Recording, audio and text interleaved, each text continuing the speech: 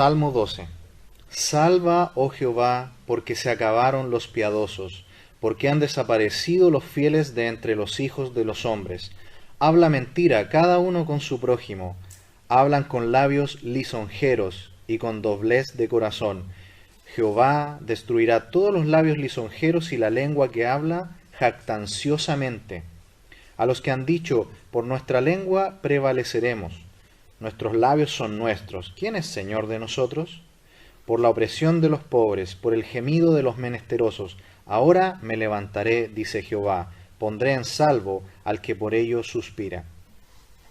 Las palabras de Jehová son palabras limpias, como plata refinada en horno de tierra, purificada 7 veces. Tú, Jehová, los guardarás, de esta generación los preservarás para siempre, cuando andan los malos, cuando la vileza es exaltada entre los hijos de los hombres. En esta noche vamos a ver que en la decepción por la maldad, Dios guarda nuestro corazón. El salmista nuevamente, David, está en medio de los malvados, está en medio de la maldad, y a nosotros quizás también nos pasa. Estamos en medio de la maldad y nuestra fe tiende a desvanecerse. Nos decepcionamos de la maldad en la cual vivimos. Vemos a los malos alrededor nuestro que parecen prosperar en la maldad que cometen. Vemos a los malvados que parece que no les pasa nada. Pero como vimos este domingo, la fe y las pruebas que el Señor permite en nuestra vida son para fortalecer nuestra fe, no para derribarnos. Y quizá usted recuerda cuando conoció al Señor el primer día y compara cómo es su fe hoy. Su fe debe sin duda ser más fuerte que cuando fue el día que usted conoció a Cristo. ¿Sabe por qué su fe es más fuerte hoy que cuando usted conoció al Señor? Porque las pruebas han ido fortaleciendo su fe. Y si nosotros en el día de hoy decimos, no, mi fe sigue siendo igual que el día que conocí al Señor, significa que quizás no hemos dejado trabajar mucho al Señor en nuestros corazones para que Él nos purifique. Aquí en este Salmo 12 vamos a ver que en medio de la decepción por la maldad que vemos, Dios, Él puede guardar nuestro corazón para que no flaqueemos.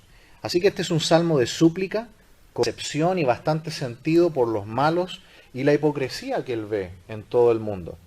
Siente esa decepción por la deslealtad y por la falta de sinceridad en las personas y cómo esto parece avanzar con pleno éxito y parece que no hay castigo para los malos. El versículo 1 es el subtítulo que aparece allí al músico principal sobre Seminit, Salmo de David. Ya nos encontramos con este término musical, Seminit, apareció en el Salmo 6, donde significa algo así como octava o 8. La mayoría de los especialistas dicen que por ser este un término musical, significa que los cantores debían entonar la música una octava arriba o una octava abajo con relación a los instrumentos. En nuestra Biblia el versículo 1 dice, Salva, oh Jehová, porque se acabaron los piadosos, porque han desaparecido los fieles de entre los hijos de los hombres. Nuevamente aquí el salmista David llama a Dios por su nombre sagrado, el Eterno, el único en el cual confía, en medio de un contexto donde ya no hay ninguna persona buena. Llegó un punto donde David dijo, solamente estoy rodeado de malvados, tal como en aquel salmo mesiánico que luego se aplica al Señor Jesucristo, ¿no? Perros me han rodeado. Rodeado de maldad. Y en esta maldad, el corazón del hombre, dice el apóstol Pablo también, que en los tiempos finales vendrían tiempos peligrosos. Y nosotros pensamos que los tiempos malos son aquellos donde hay situación económica difícil, donde quizás estamos en un clima de guerra. Usted sabe que cuando un país está en guerra, sufre toda la sociedad. Pero cuando vamos a la Biblia, vemos que el verdadero origen del ambiente malvado es el corazón del hombre. Es el corazón del hombre y su maldad lo que está detrás de todo. Dice David, han desaparecido los fieles de entre los hijos de los hombres. La fidelidad perfecta es una cualidad solamente de Dios. No esperemos fidelidad perfecta de los hombres. Por eso que nuestra fe está puesta en Él. Esto también le pasó a Elías. ¿Recuerda cuando Elías estaba siendo perseguido a muerte por la malvada Jezabel? Y él, en medio de su desesperación, él dice, he sentido un vivo celo por Jehová Dios. Esto es Primero de Reyes 19:4. Porque los hijos de Israel han dejado tu pacto, han derribado tus altares y han matado a espada a tus profetas, y solo yo he quedado y buscan para quitarme la vida. Sabemos la historia, ¿no? ¿Cuál fue la respuesta de Dios? Yo me he reservado, ¿cuántos? 7.000 fieles que están contigo para apoyarte. Realmente, hermanos amados, nunca estamos solos. En primer lugar está el Señor. Y siempre el Señor ha reservado fieles para ayudarnos. Lo que pasa es que tenemos que buscar. Debemos ser una iglesia donde tratemos de apoyarnos y de abrirnos a recibir ayuda. El único, hermanos amados, que ha quedado solo en la historia fue el Señor Jesucristo cuando estuvo crucificado. Fue la única vez que un ser humano puede decir, estuve completamente solo y sin ayuda, al punto de que Jesús clama por el Padre, que también lo abandonó en ese momento, porque Él estaba cargando el pecado de todos nosotros. Porque el Señor Jesús sufrió el desamparo absoluto para que luego ninguno de nosotros lo tenga que padecer. Así que, hermanos, realmente nunca estamos solos. Cuando David está solo allí, él también tuvo que aprender esta lección. Cuando Elías sintió que estaba solo, Dios le dice, no, tengo a 7.000 que te pueden ayudar. Siempre hay alguien a quien podemos acudir y sobre todo al Señor. Además también hay un principio, recordemos Proverbios 18:24. El hombre que tiene amigos ha de mostrarse amigo. A veces decimos, es que no tengo amigos. ¿Qué dice la Biblia? Muéstrate amigo. No debemos solamente esperar que siempre vengan las personas. Así que no estamos solos, siempre hay hermanos en Cristo y por supuesto el Señor que pueden apoyarnos en medio de tiempos de decepción como está aquí David. Versículo 2 dice, habla mentira cada uno con su prójimo, hablan con labios lisonjeros y doblez de corazón. ¿Cómo son los malvados que están rodeando a David? Dice en primer lugar, hablan mentira. No solamente son infieles e impíos, son también mentirosos. Y esto es lo que podemos esperar del mundo, ¿no? Quizá usted ha tenido experiencias con gente del mundo. Son mentirosos. La mentira proviene de Satanás, del enemigo. ¿Recuerdan allí en el huerto del Edén qué le dijo Eva al Señor? Le dijo, la serpiente me engañó. Luego el Señor Jesucristo en Juan capítulo 8, versículo 44, hablándole a los religiosos que lo perseguían, les dice, vosotros sois de vuestro padre el diablo, y los deseos de vuestro padre queréis hacer. Él ha sido homicida desde el principio y no ha permanecido en la verdad, porque no hay verdad en él. Cuando habla mentira, de suyo habla, porque es mentiroso y padre de mentira. Hasta ahí la lectura. Por lo tanto, la mentira en los labios del mundo es lo más común. No esperemos mucho más que eso. La impiedad, la mentira, la maldad. Donde nunca debe haber mentira es en medio nuestro, ¿no? En medio de nosotros como hermanos. Nosotros los hijos de Dios, nunca debe ser hallada en nosotros este tipo de actitudes. Todo lo contrario al Señor Jesucristo, el que dijo, yo soy la verdad y la vida. Los creyentes verdaderos, ¿qué hacen? Oyen las palabras de su Salvador y lo siguen, ¿no? El Señor dijo, mis ovejas oyen mi voz y yo las conozco y me siguen. En cambio, los incrédulos escuchan la voz de Jesús y se burlan y no creen y no siguen a Cristo. No obedecen, son rebeldes y hacen mal a otros. Por eso que allí mismo en Juan capítulo 8, luego de decirle a los religiosos eso en el versículo 44, en el versículo siguiente, 45, les dice, porque digo la verdad, no me creéis. Así que el malvado rechaza conscientemente a Dios y rechaza su verdad. ¿Qué más hacen estas personas? Dice que hablan con labios lisonjeros. Usan sus palabras para preparar el camino, para acercarse lo suficiente y mientras más cerca estén hasta que pueden hacer el mayor daño posible. Seducen y se van acercando poco a poco.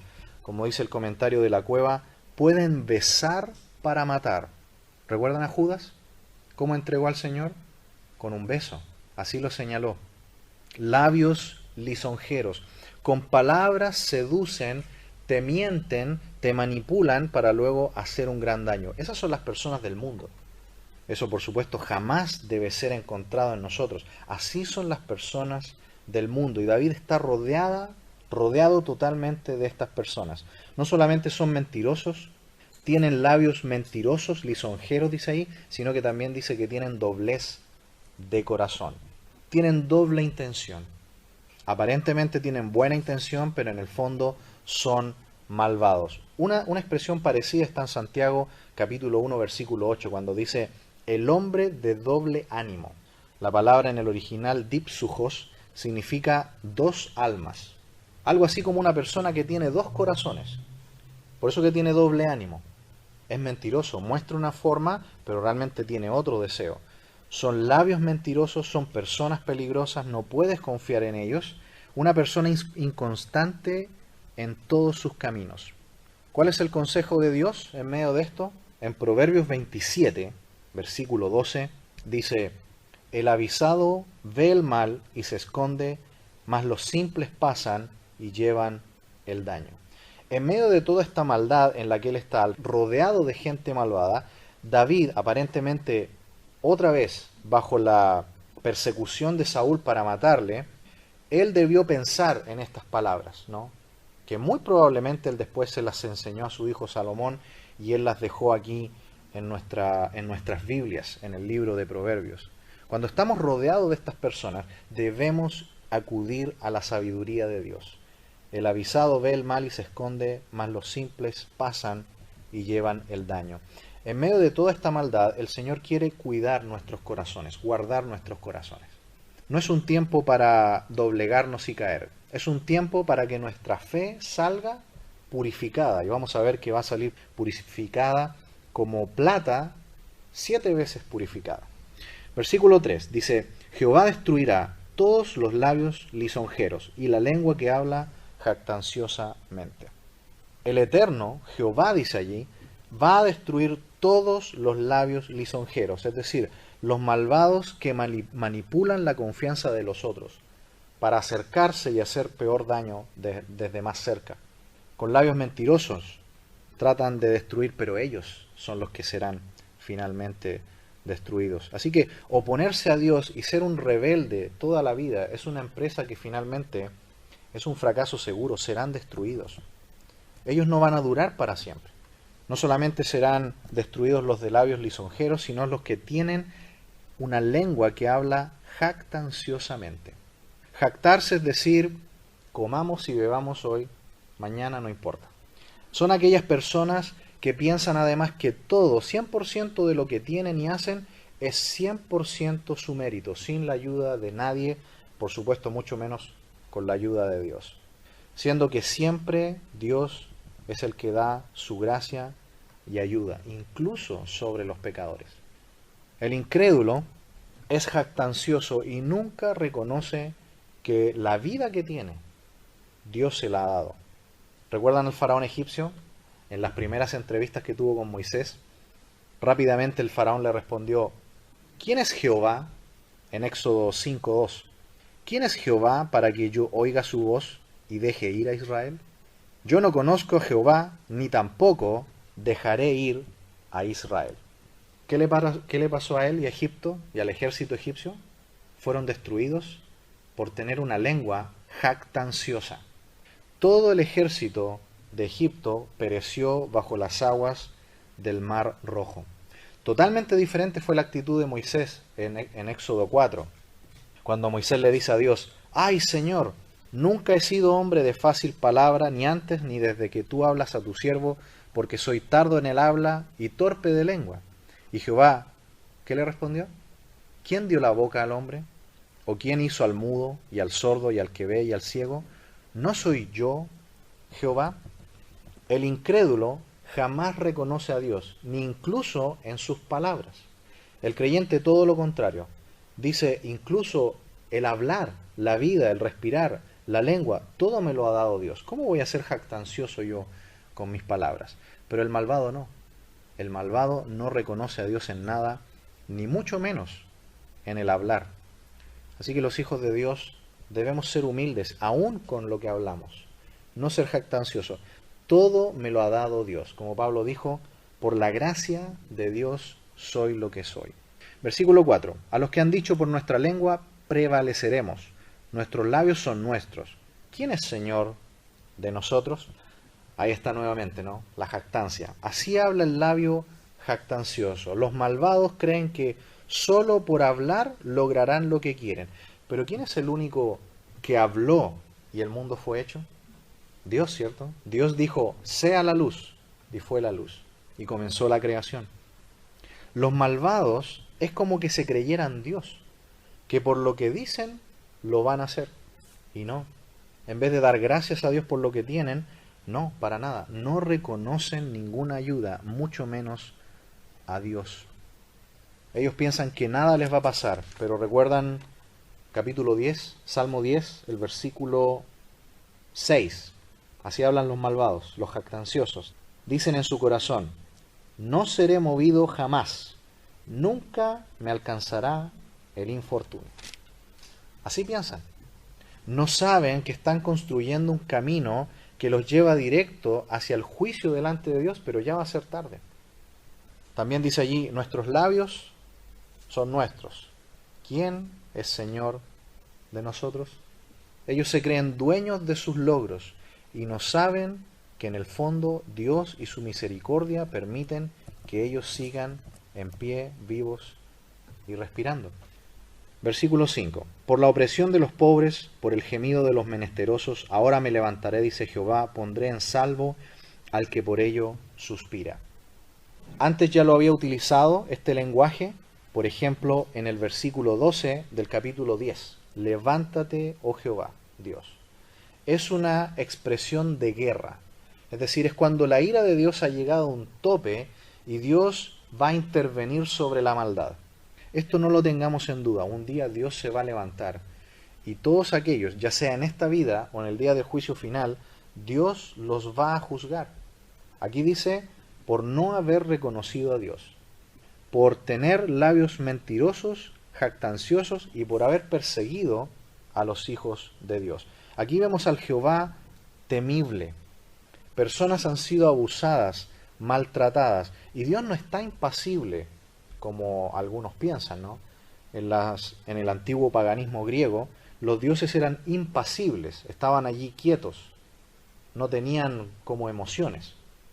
Pero Dios no es un Dios impasible, Él no está alejado e indiferente allá arriba en su gloria. Él ve todo y sabe todo, y Él está atento, y un día con justicia intervendrá. Él está teniendo gracia y misericordia en este momento.